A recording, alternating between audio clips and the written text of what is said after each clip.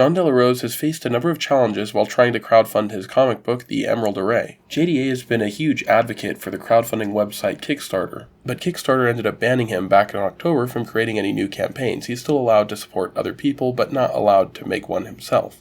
And now he's facing yet another roadblock as he's having legal problems with Games Workshop, which we'll get to shortly.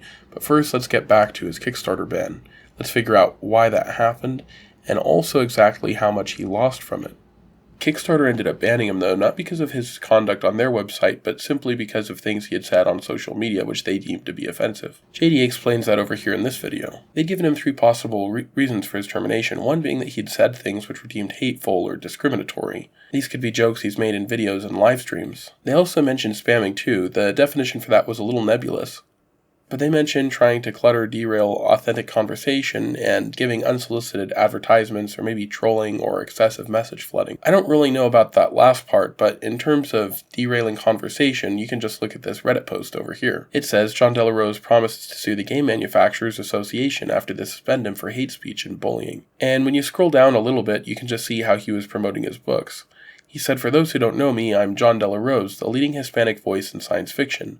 I'm a #1 best-selling author and an award-winning comic creator, and I've loved board games my whole life, just sinking why teeth into the industry work, and I hope I can make this a nice chunk of my career, along with hit books and comics to make my board gaming the most diverse and inclusive place possible." So, from that post we can see that he is someone who is trying to promote his books, but he didn't directly drop a link. So again, this is a little nebulous, so maybe they're referring to similar posts like that. The unfortunate part is that Kickstarter won't inform you the specifics as to your banning, so he was left grasping for straws, trying to understand what had caused him to being banned. He later speculated that Ethan Van Sciver had a part in his banning. Can you scroll through this person's feed 5 minutes and determine if they're who you want associated with your platform? So a DC Comics pro tried to lead a cancel mob against me, because I'm being successful and I'm making good comic books, better comic books than he'll ever make, ever. It's really obvious. On the opposite side, same thing. Ethan Van Sciver from Comicsgate, another former DC artist. These guys, like I said, they want to gatekeep within that little deal. He was riling up a cancel mob towards the end of my campaign, getting his team doing this here. Are you seeing this? This dude is using doxing while promoting his Kickstarter project. Is this in your TOS? I have no idea what they're talking about, but they tried to cancel me at the end of the campaign. It didn't work. Again, like 2 massive cancel attempts from former DC Comics pros were after me. Absolutely crazy. And I'm just sitting there going, wow. So, but thankfully it closed, it funded, and that was it. Now, you'd think the story ends there, but it didn't. This is quite shocking considering the fact that Ethan Van Sciver tried to reverse JDA's ban with Indiegogo, another crowdfunding website, and Jon Del Arroz had also made a comic book in honor of Ethan. And Top CG is about a guy named Top CG who doesn't bear any resemblance to this guy whatsoever, just totally coincidental, beating the shit out of a bunch of crazy people. And so that's all it is in a gauntlet. So, people in the chat, go over and check out Fund My Comic and go back a copy. This book, they should be able to make this comic book. This shouldn't be a problem. Ethan helped him promote these books too, showing them on his live streams.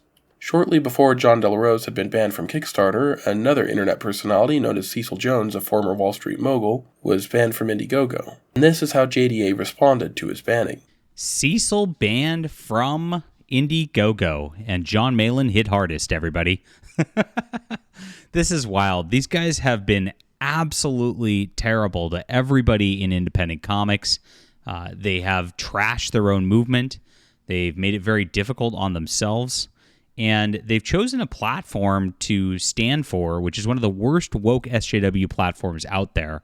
It might be a little ironic that he was mocking someone for losing their platform and then shortly thereafter lost his too. Much of his campaign success came from a recent controversy in Warhammer 40k about the Custodians, an elite group of super soldiers who have godlike strength. The Custodians had always been described as being male, but Games Workshop now said that there were female ones too. This caused an explosion on Twitter and social media. Prior to this controversy, Jon Del Arroz had only made one video about Warhammer 40k, but now that the topic was trending, he made dozens. He argued that his comic book, which would feature a males-only Space Marines team, would be combating woke Games Workshop and providing an answer that these customers had always wanted. This is my answer to the Adeptus Custodes controversy. We're doing an all-male Space Marine unit. We are making awesome action. And I'm doing things in an art style where we're really regressing things back to when comics were great. If you look at this, my artist draws a lot like Jack Kirby, the guy who created the Fantastic Four and the Avengers. And so we're doing this coloring art style, which evokes the 1970s. In addition to that, to make it just really feel like a classic comic book. He also describes his comic book as having a very similar aesthetic to the work of Jack Kirby, a legendary comic artist known for creating the Fantastic Four, the Hulk, and also the Black Panther. After being banned from Indiegogo and Kickstarter, another wrench was thrown in Jon Del Arroz's campaign. Games Workshop sent a DMCA to fund my comic requesting that they remove Jon Del Arroz's campaign. They argued that his Space Marines were infringing on theirs. I put his to the left and theirs to the right. What similarities can you see? The guns are quite similar to each other, and of course the armor is too. The helmets are distinct, and the insignias on their chest are similar, but not the same. The one on Jon Del Arroz's armor is just a single eagle, and the one from Games Workshop is a double eagle. Back in October, when Jon Del Arroz was advertising his campaign on Fund My Comic, he made this community post on YouTube. One of his fans responded, "Be careful, GW doesn't take notice," GW meaning Games Workshop, in other words referencing the similarity between these and the Space Marines, and also implying that the similarity was maybe too similar, and on the border of infringing on protected intellectual property. This comment received 4 likes, meaning at least 4 other people agreed that this resemblance was a little too uncanny, and if you go through his community posts, you'll find other people making similar comments too. To be clear, this legal notice wasn't being sent directly to Jon Del Arroz, rather to the website Fund My Comic. Essentially, Games Workshop is arguing that, in their opinion, that JDA is stealing their intellectual property and using the website Fund My Comic to distribute it. They're being asked to take immediate action to remove the campaign. They have yet to do so, and a refusal to adhere to this demand could actually result in not only legal action to Jon Del Arroz, but also to them as well. Fund My Comic has been an advocate for free speech and the home of many comic book campaigns that otherwise wouldn't be allowed to exist, meaning legal trouble between them and Games Workshop wouldn't just affect Jon Del Arroz, but actually a plethora of other indie creators, including Cecil Jones, the man that JDA was mocking after he was kicked off of Indiegogo. As of yet, Fund My Comic hasn't removed Jon Del Arroz's campaign, and according to Jon Del Arroz's website, Fandom Pulse, he was informed via email by Luke Stone, the founder of Fund My Comic, that he isn't intending to remove JDA's campaign.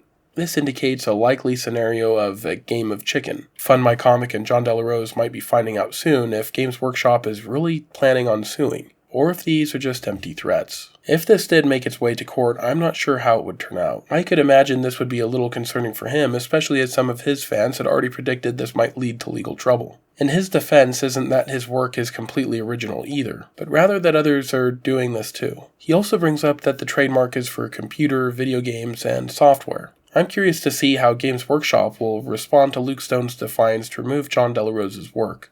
Personally, I hope that Fund My Comic will be unscathed, and I appreciate their willingness to platform many people who otherwise have been censored from many websites. So how do you think this is going to work out? Do you think Fund My Comic and Jon Del Arroz rightfully called Games Workshop's bluff? Or do you think that Games Workshop is going to pursue legal action, and if they did, who would end up coming out on top? Let me know in the comments below. And if you enjoyed this video, make sure to like and subscribe, or... You are a hoe-ass